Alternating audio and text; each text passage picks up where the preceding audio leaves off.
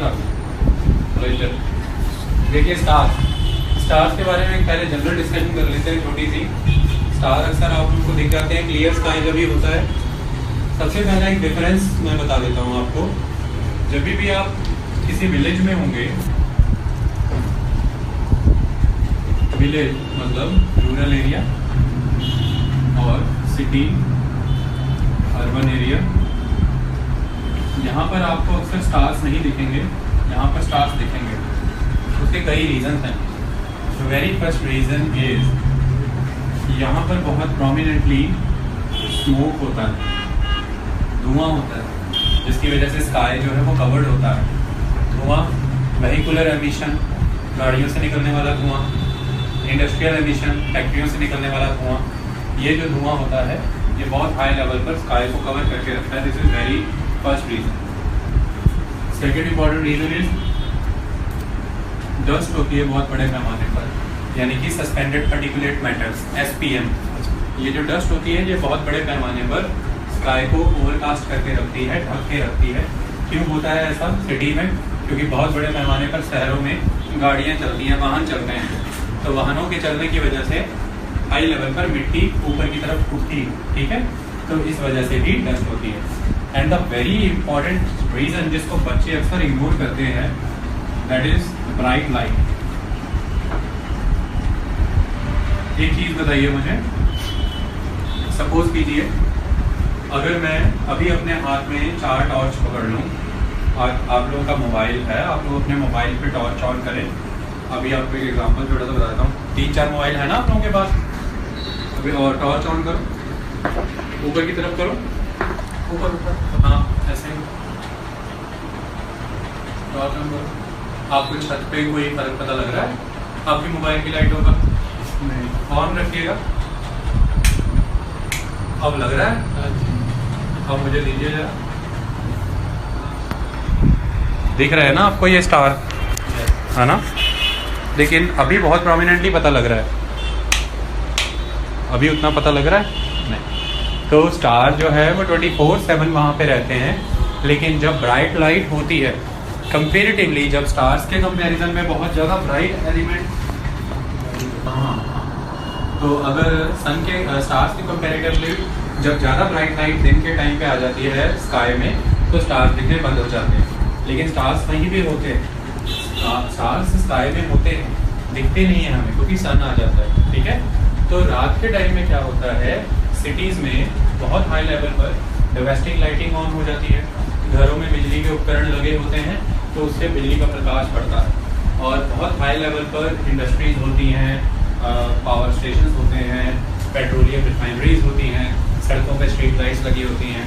इन सारी चीज़ों की वजह से बहुत ज़्यादा बड़े पैमाने पर प्रकाश होता है, लाइट होती है, वेरी ब्राइट लाइट। तो इस ब्राइट लाइट की वजह से स्टार जो हैं वो दिख नहीं पाते। तो दिस इज द रीजन कि सिटीज में due to bright light we can not see the stars very easily, okay, ठीक है बाबू? लेकिन एज कम्पेयर टू दिस, अगर हम रूरल एरिया में देखें तो सबसे बड़ी बात, स्मोक नहीं होता। जो स्मोक थोड़ा बहुत होता है चूल्हे का, वो उस पर्टिकुलर विसिनिटी में होता है जहाँ पर विलेज होता है, विलेज कंसंट्रेटेड होता है, वहीं पर आपको धुआं दिखेगा। और वो जो स्मोक होता है वो बड़ा टाइम बीइंग होता है, मोमेंटली होता है, यानी कि सुबह होगा जब चूल्हे जलेंगे सबके, और शाम को होगा। विलेजेस में मोस्टली 2 टाइम का खाना पकाया जाता है, तीसरे टाइम में कम ही पकाया जाता है दोपहर के टाइम, तो वो बहुत जल्दी वैनिश हो जाएगा, ठीक है? जल्दी वैनिश हो जाता है, आधा घंटा। लेकिन जब आप रात को सोए होते हैं छत पे अपने आंगन में, उस टाइम पर वो डस्ट, वो स्मोक नहीं रह पाता, आपको स्काई क्लियर दिखता है। दूसरा रीज़न, गाड़ियाँ नहीं होती हैं तो डस्ट नहीं उठती है, ठीक है? ये भी नहीं होता है। सस्पेंडेड पार्टिकुलेट मैटर्स आपको बहुत बड़े पैमाने पर मिलेंगे, बहुत कम पैमाने पर मिलेंगे विलेजेस में, ठीक है? आपको आज मैं एक बात बता दूँ कि हमने बहुत खुशी मनाई थी इस बात की कि हमने बहुत बड़ी अचीवमेंट हासिल कर ली है दिल्ली में, डीजल और पेट्रोल गाड़ियों को कम करके, खासकर डीजल गाड़ियों को हमने कंप्रेस्ड नेचुरल गैस CNG का ज़्यादा यूज़ करना शुरू किया। लेकिन आपको मैं आज एक बात बता दूं कि जो चीज़ें दिखती हैं केवल वही नुकसान पहुंचाती हैं, ऐसा नहीं है। जो चीज़ें नहीं दिखती हैं वो भी नुकसान पहुंचाती हैं। तो कार्बन डाइऑक्साइड अगर सोलर अर्थ से निकलने वाली रेडिएशन का एब्जॉर्ब करके ग्लोबल वार्मिंग को बढ़ाती हैं, तो उसके बिल्कुल ऑपोजिट वो आपको इनडायरेक्टली हार्म कर रही है। उसकी वजह से टेम्परेचर रेज होगा, समुद्रों का लेवल बढ़ेगा, ये सारी चीज़ों से आपको बहुत लॉन्ग टर्म में जाके नुकसान होगा।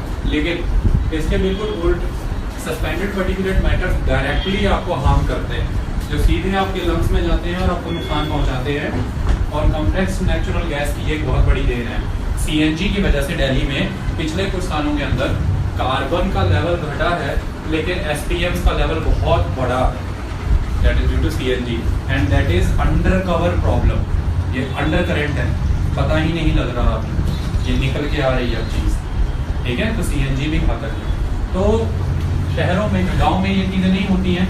And the very very important thing is, गांव में ब्राइट लाइट का तो कोई लेना देना ही नहीं है।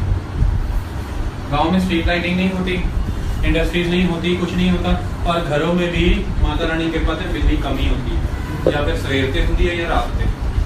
यही लैंग्वेज चलती ना, बत्ती का देते हैं देते रात से, जो देते हैं तो सिर्फ देने होनी है, और मोस्ट प्रोबेबली देते ही होती है, क्योंकि रात को बिजली की आवश्यकता कम ही पड़ती है, अनलेस अनटिल की ये खेती की बिजाई का समय ना हो। जब खेतों की बिजाई का समय हो तब गांव में रात के समय बिजली आती है, क्योंकि पानी लगाना होता है खेतों को। दिन में लगा हुआ पानी इवेपोरेट हो जाता है, शाम के समय लगा हुआ पानी बेस्ट होता है, इसलिए खेतों में पानी शाम को लगाया जाता है।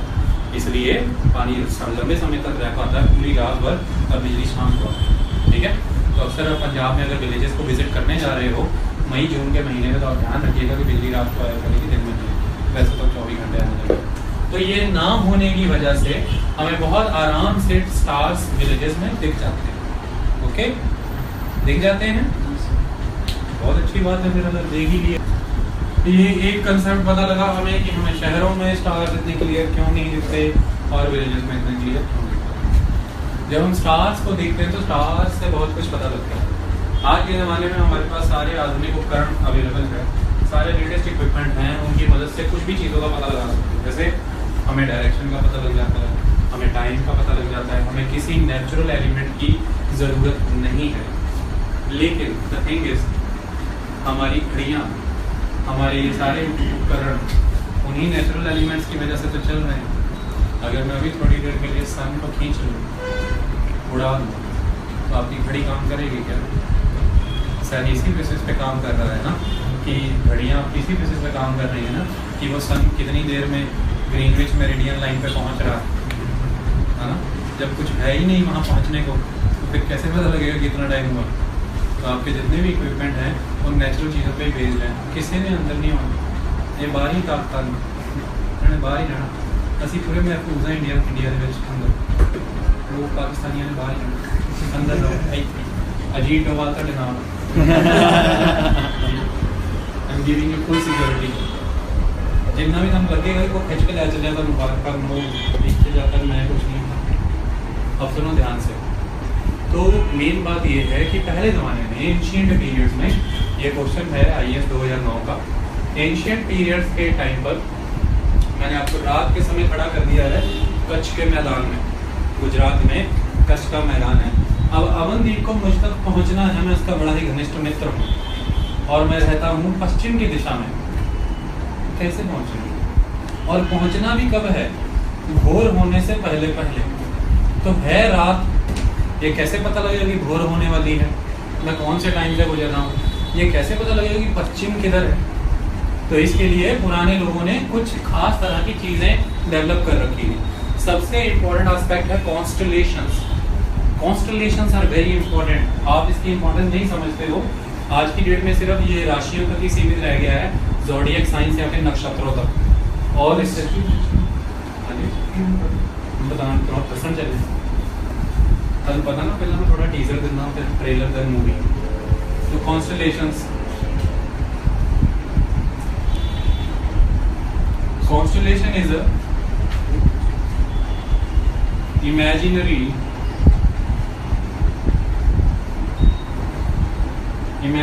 figure derived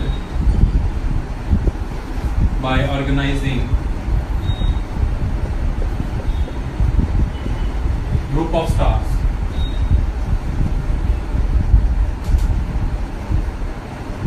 ठीक है।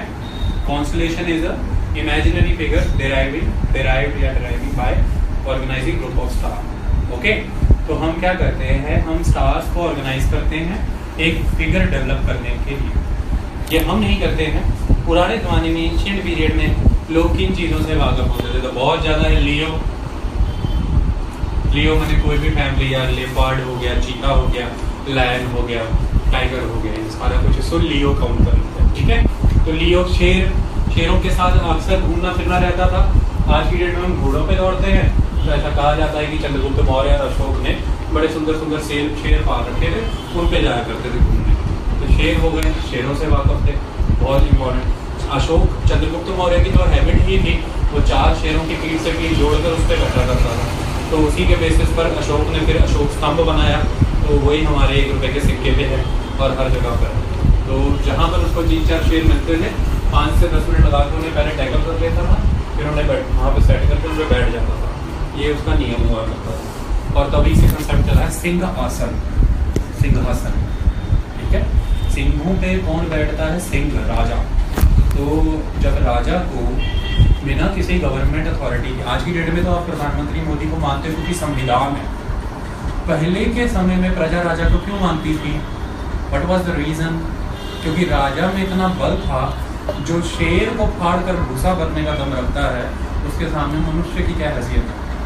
तो जो फिट है वही हिट है। ठीक है, तो रूलर जो होता था वो अपने सेनापतियों से कई गुना ऊपर होता था, जरूरत पड़ने पर 2 मिनट में उन्हें परास्त कर सकता था। तो उस समय में जब मैं पढ़ाऊँगा ना, मुझे तो मेरा स्टाइल बड़ा निराला, पता क्या, मैं कुछ पढ़ाते कुछ दे देता हूँ, लेकिन खासियत है कि वापस फिर आ जाता हूँ। ठीक है, तो एक चीज़ ही नहीं पढ़नी है हमें, कई चीज़ें साथ में। तो उस ज़माने में एक IAS का पेपर होता था, उपदया परीक्षण। आपको पूछा जाएगा, तो ये पहले किसी ने नहीं पढ़ा, लेकिन रोमिला थापर नाम की रिसर्चर आई, किसी ने पूछा कि इतना efficient and organized system Maurya period में कैसे हो सकता है विदाउट एनी कॉम्पिटिटिव एग्जाम। तो फिर उसने रिसर्चेस की, तो उसने निकाल के लाई, कहती था एक पेपर हुआ करता था उपदया परीक्षण। ये बहुत डेप्थ की बातें बता रहा हूँ, सिर्फ IAS कैंडिडेट कोई जो रेयरेस्ट होगा जिसने हिस्ट्री को सब्जेक्ट बनाया होगा वही ये चीज़ें जानता है। उपदया परीक्षण में 3 पेपर होते थे, प्रीलिम्स, मेंस, इंटरव्यू। इसका कैसे सिस्टम होता था? पहले प्रीलिम्स होता था, जो सेना का सेनापति है, रूलर का सेनापति है, ये सबसे पहले बुलाया करता था, कैंडिडेट शॉर्टलिस्ट करता, आ जाओ, उनमें आपस में कोड कराता था। वो कोड काड़ करके जो जीत गए, पहली पंक्ति चलो, फिर सबको लेकर चलता था चाणक्य के पास।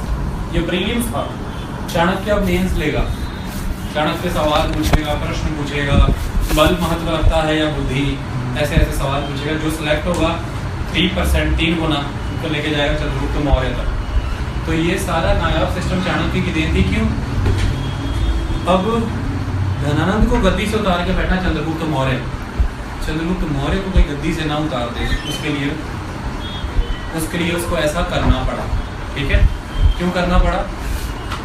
एक बार गद्दी में बैठ गया, खाने पीने लगा तो पेट निकल जाएगा, 5-7 साल में कोई उतार के नीचे फेंक लेगा, गया आजा चल ले बड़ा तो बैठा। तो चंद्रगुप्त मौर्य हर समय एक्टिव रहे, एक सोल्यूशन ये, और चंद्रगुप्त मौर्य से के खिलाफ कोई विद्रोह ना करे, हर समय उसका एक भय बना रहे, उसका दूसरा सोल्यूशन भी है। तो तीसरा जो मेंस का रिटन का इंटरव्यू एग्जाम होता था, चंद्रगुप्त मौर्य के सामने आ जाओ, तो उसमें जितने भी शॉर्टलिस्टेड कैंडिडेट होते थे उनको day by day Chandragupta Maurya के साथ मल्ल युद्ध करना होता था। अब चंद्रगुप्त मौर्य की गद्दी दांव पे लगी होती थी कि अगर किसी ने मल्ल युद्ध में हरा दिया, खत्म, सत्ता खत्म। तो चाणक्य ने बहुत अच्छा सिस्टम बनाया कि लगे प्रैक्टिस कर।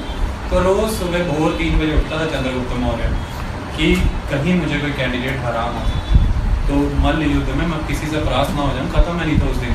क्योंकि अगर जो सामने वाले से आ रही है वो कहेगा रूलर, फिर तो वो हो गया ना रूलर। तो मल्ल युद्ध में अब इसमें टाइम देखा जाता था, जो जितना मैक्सिमम टाइम टिका रहा मैदान में उसका सिलेक्शन होता था, कट ऑफ लिस्ट लगा दी जाती थी, जो मिनिमम टाइम टिका उसको उठा के फेंक दिया जाता था। तो ऐसा कभी नहीं हुआ चंद्रगुप्त के शासन में कि कोई उसे मल्ल युद्ध में हरा पाए। तो यही उसकी पहचान थी, इसलिए वो महानतम राजा था। तो बस हरा देता था, जीत जाता था, टाइम के अकॉर्डिंगली कैंडिडेट सेलेक्ट हो जाते थे। तो वो जो सेनापति है उसको पता होता था मैं इससे हार के ही सेना में आया, इसे कभी हरा नहीं सकता। तो वो उसकी स्वामी भक्ति भी बहुत अच्छे से करता था, उसकी पूजा भी बहुत अच्छे से करता था, ठीक है।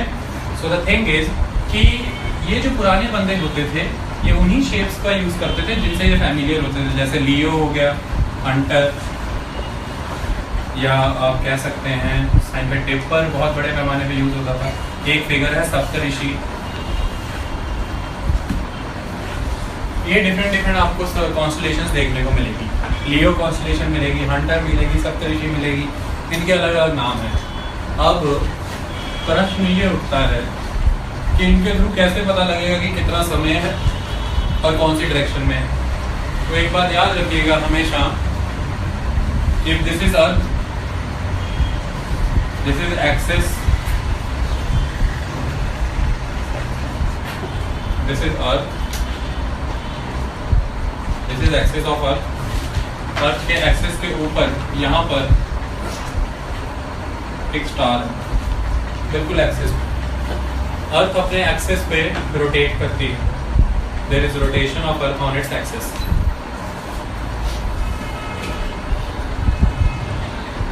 Rotation of earth on its axis, ठीक है, ओके।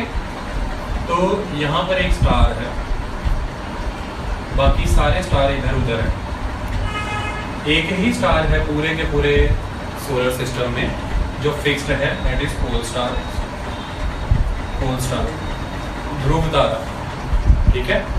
तो इसी से सारी दिशाओं का पता लगता है। तो this is earth, this is north, this is south, this is east, this is west. तो pole star always in north. Pole star हमेशा उत्तर दिशा में फिक्स्ड है, फिक्स्ड है। अब प्रश्न खड़ा होता है पोल स्टार को कैसे ढूंढेंगे इतने सारे स्टार्स में से? ब्राइटेस्ट, डलेस्ट, डलेस्ट, ਇੱਥੇ ਹੁਣ ਤੋਂ ਬਾਅਦ ਹੁਣ ਰੋਜ਼ ਇੱਕ ਇੱਕ ਬਰਾਉਨ ਟੁੱਟੂਗਾ, ਚੰਗਾ। ਰੋਜ਼ ਜਿਹੜੇ ਹੁਣ ਇੱਕ ਇੱਕ ਪਰਤ ਦੱਸਣੀ ਹੈ, ਇੱਕ ਦਿਨ ਤੁਸੀਂ ਦਿਗੰਬਰ ਹੋ ਜਾਣਾ। Brightest is serious. सो सब तो डल ਜਿਹੜਾ स्टार दिखेगा वो होएगा पोल स्टार।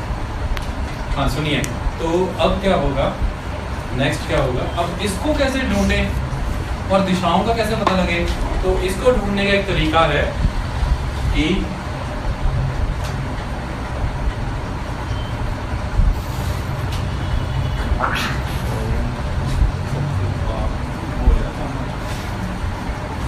इसको कहते हैं सप्तऋषि। दिस इज सप्तऋषि, देख लीजिए बाहर निकल के दिख जाएगा सप्तऋषि। और ये जो सप्तऋषि होते हैं इसके दूसरे नाम क्या हैं? Ursa Major, Ursa Major, Great Bear, ये सब इसके नाम हैं। Ursa Major, Great Bear. और क्या ये आपको ऐसा नहीं लग रहा बच्चों का दूध के डब्बे में जो चम्मच बड़ा होता है, या पहले ज़माने में जो खांसी की दवाई पीने के लिए साथ में चम्मच देते थे डॉक्टर, तो इसलिए इसको क्या कहते हैं? Dipper, dipper.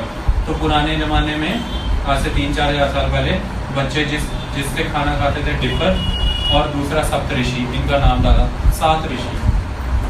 तो अगर पोल स्टार का पता लगाना है तो आपको कुछ नहीं करना, ऊपर की ओर देखना है, चारों तरफ नजर घुमा के सप्तऋषि ढूंढने हैं। सप्तऋषि, सप्तऋषियों में जो लास्ट के 2 स्टार्स हैं, इन 2 स्टार्स में जितना डिस्टेंस है इसका 5 गुना डिस्टेंस इन्हीं की डायरेक्शन में एक लाइन ड्रॉ करनी है, दैट इज पोल स्टार, ठीक है, पोल स्टार। और pole star always in the north. अब आपको जाना है पश्चिम की तरफ, तो पश्चिम की तरफ जाना है तो ये दिखा मुझे pole star, pole star always in the north. तो मुझे पश्चिम की तरफ जाना, तो मेरा मुंह की तरफ भी ईस्ट की तरफ है, मैं पोल स्टार की तरफ मुंह कर लूँ, this is east, this is west, तो मैं पोल स्टार को अपने राइट में रख लूंगा और पश्चिम की तरफ चलना शुरू हो जाऊंगा।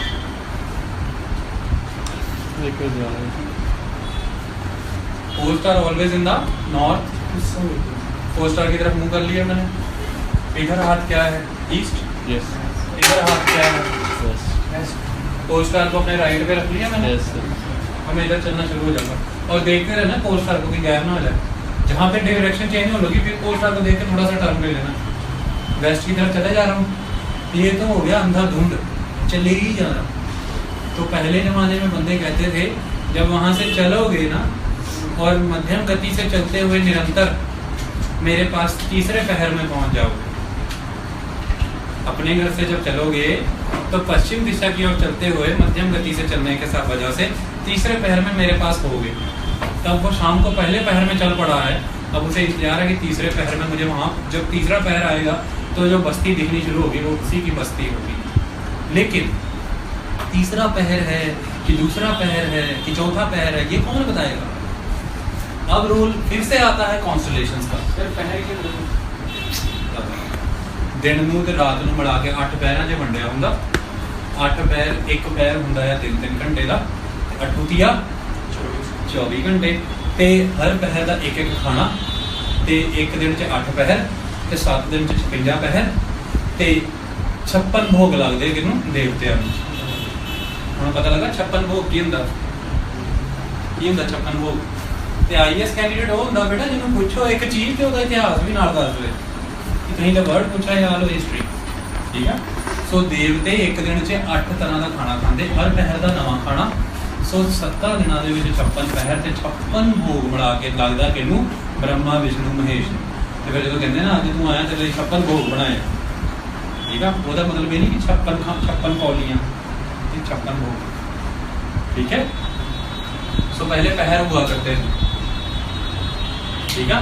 इसे करके सब तो पहला वधिया पहर होता अमृत वेला, सवेरे 3 बजे तो 6 बजे का वेला, ठीक है। आई गल समझ? अब सुनो ध्यान से, अब फिर से कॉन्स्टलेशन का रोल आ गया। मुझे एक बात बताओ, आपको एक चीज पता है क्या कि अर्थ किधर से किधर को मूव करती है? This is earth, this is west, this is east. Earth is rotating from west to east, है ना? Now अपना स्टार ऑन करो। कैसे? मोबाइल। अच्छा। अब कोड वर्ड ठीक करना जरूरी है, ठीक है। सब जो मैं करता हूँ मैं मेरे साथ फ्लैश ऑन करो, जो भी था मोबाइल से लाइट ऑन करो, बस ऑन करो फिर चुको। सन आए ਜਿਹੜਾ ਤੁਹਾਡਾ सन है, sun is static, Earth is rotating west to east. Sun is also moving now. relative. Sun relatively. Light of sun, that is east to west. East to west. तो हम कहते हैं ना पूरब से सूर्य उगा पश्चिम में डूबा, है ना। आप कहते हैं ना सूरज की नहीं तेज चल रहा है, फटाफट डूब ही गया। तो सन कहाँ से कहाँ चलता है? East to west. तो सन क्या है? Star. Sun is a star, sun is a star. तो स्टार्स कहाँ से चलते हैं? किधर को किधर चलते हैं? East to west. आप जिधर को भी घूमो उसके ऑपोजिट चीजें चलती हैं, है ना। आप कमरे में खड़े हो जाओ, ये वेस्ट है, ये ईस्ट है, अब वेस्ट टू ईस्ट घूमना शुरू करो या ईस्ट टू वेस्ट घूमना शुरू करो, खत्म कहानी, ठीक है। आपको अपने उल्ट चीजें घूमती हुई दिखेंगी, करके देख लेना अपने अपने घूम पे जाके, ठीक है। यस। तो अर्थ वेस्ट टू ईस्ट रोटेट कर रही है, हम अभी वापस, और सन जो है वो ईस्ट टू वेस्ट जा रहा है, तो स्टार्स भी ईस्ट टू वेस्ट जा रहे हैं। एक तो एक रिडल तो सॉल्व हुई कि स्टार जो है वो ईस्ट टू वेस्ट जाएंगे। तो कहने का मतलब शाम के समय जो स्टार ईस्ट में दिखेगा मुझे, वो सुबह भोर के समय कहीं वेस्ट में होगा, और आधी रात के समय बिल्कुल मेरे हेड पे होगा। तीन दिशाएं, तीन समय तो मिल गए मुझे, बिल्कुल शाम शाम, सुबह सुबह, आधी रात। लेकिन एनर्मस क्वांटिटी ऑफ स्टार में से मैं कैसे पता लगाऊंगा जो शाम को स्टार देखा था अभी मेरे सर पे वही वाला स्टार है, और सुबह जो मुझे स्टार दिख रहा है ये वही वाला है जो शाम को देखा था वहां पे, और अब इधर आ गया। ये कैसे पता लगेगा? उसको सॉल्व करने के लिए हमने क्या बनाई? कॉन्स्टलेशंस। अकेला स्टार ढूंढना इम्पॉसिबल है, लेकिन कॉन्स्टलेशंस को फाइंड आउट करना बहुत ईजी है। अब समझ आ गया कॉन्स्टलेशंस क्यों बनाई थी? मजाक नहीं, कारण पहले तो दिशा ढूंढी, फिर उसके बाद हमने समय का पता लगाया कि हम कौन से टाइम पीरियड में खड़े हैं। तो शाम के समय जब आप जिस कॉन्स्टलेशन को ईस्ट में देखोगे, आधी रात को वो आपके सर पे होगी और भोर होने तक वो वेस्ट तक पहुंच चुकी होगी। तो इसके अकॉर्डिंग आप पता लगा लोगे कि आप रात के किस टाइम पीरियड में खड़े हो, कौन से पहर में खड़े हो। वैसे कितना शाम वाला कितना मतलब शाम में दिखते मतलब शाम को घरों निकल लगना ना, शाम में टाइम के लिए टाइम शाम जो तारे आए थे मतलब मेरा शाम में तारे निकल लगे। हाँ जो तारे हैं तो शाम को घरों निकल लगना इतना। अच्छा मैं चलता हूँ घर वालों में जाके, वो तो सब तो पहला वेख लेना ईस्ट च किहड़ी कॉन्स्टलेशन आ। अच्छा जिथे है ईस्ट च हंटर वा, ठीक है देख ली। हुण लभ लिया पोल स्टार आ रहा, पश्चिम वाल चलना हम तुर पे। रात को जी थकावट होंदी, रोटी खाण का जी कीता, रोटी खाण तो पहला वेख लिया वजन किन्ने डे आ, लभनी हुई हंटर कित्थे आ, कित्थे क वजे आ, ठीक है हले उत्थे जानी आ, इत्थों उत्थे पहुंचनी आ। इन्हें क्वार्टर तय किया है पूरे सैमी सर्कल का इन्ना का आई है जिन्ना का टाइम है, ठीक है। रोटी रोटी खा के तुरन लगे, विश्राम करता मन, सोन का मन कर रहा है। वेख ली वो कितने गई है, पूरे सिर पे अद्धा बुरा हो गया, आप कर रहा आप ही जाना। 1-1.5 घंटा सुते, विश्राम किया, तुरना शुरू किया। 2 घंटे बाद फिर खा के थोड़ी चाह चू पी ली, कितने वेख ली इतने आ गई बस वो चलेगा 75 करना पूरा। फिर जाके जो एंड चाह चू पी के पूरी आ गई जी इतने। हम मैंने नगर देख लेना चाहिए, तो थोड़ी दूरी जगह पर नगर देखना शुरू हो गया। दसो होर की तरह इधर नालों सौखा तो माई NCERT वाले भी दस आ गए। तारिया का इन्ना महत्व तो उन्होंने भी नहीं दसिया ही कभी, है ना। ओके है और कुछ चाहिए इसका कोई गोल डायरेक्शन जी मर्जी डायरेक्शन जाओ। स्टार है साउथ इधर हो गया ਤੇ ਹੁਣ ਆਪਾਂ ਸਾਊਥ ਤੇ ਜਾਣਾ ਉਹ ਤਾਂ ਇੱਕਦਮ ਮੂਵ ਕਰ ਰਹੇ कोई भी इधर नहीं ਨਹੀਂ ਸਟਾਰ इधर नहीं मूव करते ਜਿਹੜੀ ਗੱਲ ਹੈ ਨਾ, ਇਹ ਜਦੋਂ ਇਦਾਂ ਹੁੰਦੀ ਹੈ ਇਹ ਜਿਹੜੇ ਸਟਾਰ ਇਦਾਂ ਨਹੀਂ ਮੂਵ ਕਰੋਗੇ, ਇਦਾਂ ਮੂਵ ਕਰਦੇ ਆ ਇਦਾਂ। ਕੋਈ ਵੀ ਚੀਜ਼ ਜਿਹੜੀ ਹੈ ਨਾ ਇਦਾਂ ਮੂਵ ਕਰੇਗੀ, ਆਈ ਗੱਲ ਸਮਝ 'ਚ। ਇੱਥੇ ਹੀ ਰਹਿਣੇ ਆ, ਇਦਾਂ ਮੂਵ ਕਰੋਗੇ ਤੇ ਕਿਤੇ ਜੁੜ ਜਾਣੇ ਆ। ਇੱਕ ਤੱਕ ਆ ਕੇ ਤੇ ਬਾਹਰ ਨਿਕਲ ਕੇ ਬ੍ਰਹਮਾਂਡ ਤੁਹਾਨੂੰ ਮੁੜ ਕੇ ਕਦੀ ਨਹੀਂ ਦਿਖਣਾ। ਇਟ ਮੀਨਸ ਕਿਉਂਕਿ ਅਰਥ ਗੋਲ ਆ ਨਾ, ਅਰਥ ਇਜ਼ ਸਰਕੂਲਰ ਨਾ, ਸਫੈਰੀਕਲ। ਇਸ ਕਰਕੇ ਜਿਹੜੀਆਂ ਚੀਜ਼ਾਂ ਵੀ ਆਪਣੇ ਅਰਾਊਂਡ ਉਹ ਵੀ ਸਫੈਰੀਕਲੀ ਮੂਵ ਕਰ ਰਹੀਆਂ, ਉਹਨਾਂ ਨੂੰ ਹੌਰੀਜ਼ੌਂਟਲੀ ਮੂਵਮੈਂਟ ਨਹੀਂ ਮੰਨਣਾ। Okay they are not moving ਹੌਰੀਜ਼ੌਂਟਲੀ, ਠੀਕ ਆ। ਸੋ ਕਿਸੇ ਵੀ डायरेक्शन 'ਚ ਜਾਣਾ you can find out very easily, time भी ਤੇ डायरेक्शन भी। इसी तरह से दिन के समय अगर आपने जाना है तो बहुत ईजी है। दिन के समय तो सबसे बड़ा स्टार आपके सामने है सन, ठीक है। सन की डायरेक्शन देख लो कहाँ पहुँचा है, उससे आपको पता लग जाएगा कि टाइम कितना चल रहा है, 10 बजे 11 बजे 12 बजे कितने बजे, ठीक है। कुछ मत करो, जब हम छोटे होते थे और हम क्रिकेट खेलने जाते थे ग्राउंड में, हम कैसे पता लगते थे कि यार टाइम हो गया काफ़ी, जब सन डूबने वाला होता था, शाम, है ना। सन ही हमारी हेल्प करता था शाम। और जब पूरी चढ़ी होती थी शिखर दोपहर सर के ऊपर, तो हम कहते हैं दोपहर है, पूरी चिट्टी दोपहर। और आप लोग नहीं नोटिस करते हो लेकिन आपको सुबह का और शाम का पता लग जाता है शैडो के साथ। सन मैक्सिमम शैडो बनाता है शाम के समय, ठीक है, और सुबह के समय, और मिनिमम शैडो बनाता है जब सन सिर पे होता है मून के टाइम, ठीक है। That's it. तो ये है इंपॉर्टेंट रोल कॉन्स्टेलेशंस का। Okay these are constellations.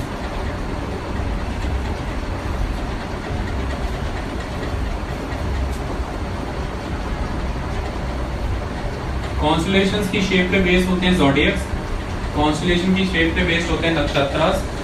27 nakshatras होते हैं, 12 ज़ोडिएक्स होते हैं, और 27 नक्षत्रास के साथ एक नक्षत्र ऐसा जो दिखता नहीं है, जिसे कहते हैं अभिजीत, यानी कि देयर आर टोटल 28 नक्षत्रास। ओके ठीक है। अब नेक्स्ट कहानी आती है, बातों बातों में कुछ कंसेप्ट मैं आपको पहले समझा भी चुका था, स्टार्टिंग में समझाए थे ना, मेरे तो काफ़ी गलत दसियाँ थी ना। Yes yes. अच्छा अब मुझे एक बात बताओ, यही चीज़, ये चीज़ मैं शायद बता चुका हूँ। पोल स्टार क्यों नहीं मूव करता? बाकी सारे स्टार मूव करते हैं, पोल स्टार क्यों नहीं मूव करता?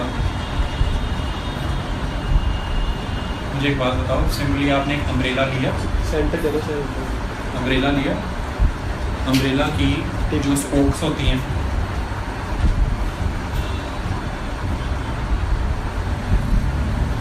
दिव्य दिव्य स्वरूप इधर इधर तो सिर्फ परछावा हो इधर। तो अम्ब्रेला की जो स्पोक्स होती हैं, हर एक स्पोक्स के एंड पे आप एक एक स्टार बना के बना दो अम्ब्रेला पे, वाइट अम्ब्रेला लेके, और अम्ब्रेला का जो डंडा है उस डंडे वाले रीजन पे भी एक स्टार बना दो। अब अम्ब्रेले को वेस्ट टू ईस्ट घुमाओ, है ना, तो सारे स्टार रोटेट करेंगे, घूमेंगे, लेकिन रोटेट नहीं रिवॉल्व करेंगे, लेकिन एक स्टार वहीं पे स्टैटिक है, पोल स्टार, है ना। तो आपसे तो अगर आज की डेट में पूछे सर वो रिवॉल्व करेगा, रिवॉल्व कैसे करेगा? रोटेट कर रहा है। हाँ, तो रोटेशन तो सारे ही करते हैं ना, कुछ भी स्टैटिक नहीं है इस ब्रह्मांड में, कुछ भी स्टैटिक नहीं है। एवरीबॉडी है रोटेट मतलब बिना बिना डरे में कुछ भी पूछा नहीं जैसे सन का स्टेबल है ना सेंटर, रोटेट मतलब दूसरा भ्रम टूट गया। सन में 2 दिन से दिगंबर बना सन 25 दिन से रोटेशन मारता है। कितने दिन से? 25 डेज। ओके, तो सन का बहुत स्पीड के नाल रोटेट कर रहा है। सन इज रोटेटिंग विद मतलब अर्थ 1667 किलोमीटर पर आवर की स्पीड नाल घूम रही है। तो सन एग्जैक्ट फिगर भूल गया, सन लाख किलोमीटर की स्पीड के हिसाब नाल घूम रहा है। इस करके इन्ना इनर्मस साइज का होने के बावजूद भी 25 दिन से पूरा चक्कर मार लेंदा। सन का बहुत हाई स्पीड से घूम रहा, rotating very fast. Everything in this universe is dynamically active, सब कुछ डायनेमिक है, नथिंग इज स्टैटिक। ओके, कुछ भी स्टैटिक नहीं है ब्रह्मांड च, सब कुछ डायनेमिक है। रुकण का हुक्म नहीं है गुरु कोल, रुकना रुक गया तो खत्म होना, ठीक है। तो आपसे आज की बात पूछे, सारे स्टार्स किसके अराउंड चक्कर लगाते हैं? पोल स्टार के अराउंड। किसके अराउंड? पोल स्टार, ठीक है। अब हम आगे की कहानी करते हैं, ये भी शायद समझाया था सर अपनी गैलेक्सी में स्टार में सर जो हम मैं गल्लां कर रहे हैं, बस सोलर सिस्टम की गल कर रहे हैं, यूनिवर्स की गल नहीं कर रहे। ओके, सोलर सिस्टम मतलब साडा गैलेक्सी तो भी अंदर आ गई है, सोलर सिस्टम में आ गई है, ठीक है। साथ ही अगली बात, ट्विंकल, ये भी बताया था। चलिए अब मैं आपको एक सन कंसेप्ट रिकॉल कराता हूँ। This is beaker, this is water, this is air, this is air, this is water. Air is denser then water is denser then air. तो आज एक बात याद रखना, जैसे ही डेंसिटी बदल जाती है, जैसे ही क्या बदल जाती है? डेंसिटी बदल जाती है, तो वेव के मूव करने का पैटर्न बदल जाता है, ठीक है। वेव के मूव करने का पैटर्न चेंज होता है। तो जो कम डेंस मटेरियल होता है उसे कहते हैं rare material, rare material, rare. और ये क्या है? डेंसर, ठीक है जी। तो आप देखिए, हम रेयर मटेरियल से डेंसर मटेरियल में जा रहे हैं। तो ये जो चीज़ यहाँ ये आपकी ह्यूमन आई है, ये ह्यूमन आई बनाई है मैंने, क्या जबरदस्त। तो ये जो आपकी ये जो चीज़ है, ये जो लाइट है, इसको ये पाथ फॉलो करना चाहिए था ना, लेकिन ये पाथ फॉलो कर रही है। यानी कि कभी कोई, और इसको हम कहते हैं नॉर्मल। जब जिस पॉइंट पर लाइट एक मटेरियल छोड़ के दूसरे मटेरियल में एंटर करती है, दैट पॉइंट ऑफ इंटरसेक्शन पे हम एक परपेंडिकुलर लाइन ड्रॉ करते हैं, उसे कहते हैं normal. Okay, that is normal. तो जब भी रेयर मटेरियल से डेंसर मटेरियल की तरफ प्रोपगेशन होगी, तो हमेशा ये जो वेव है ये नॉर्मल की तरफ आएगी, टुवर्ड्स द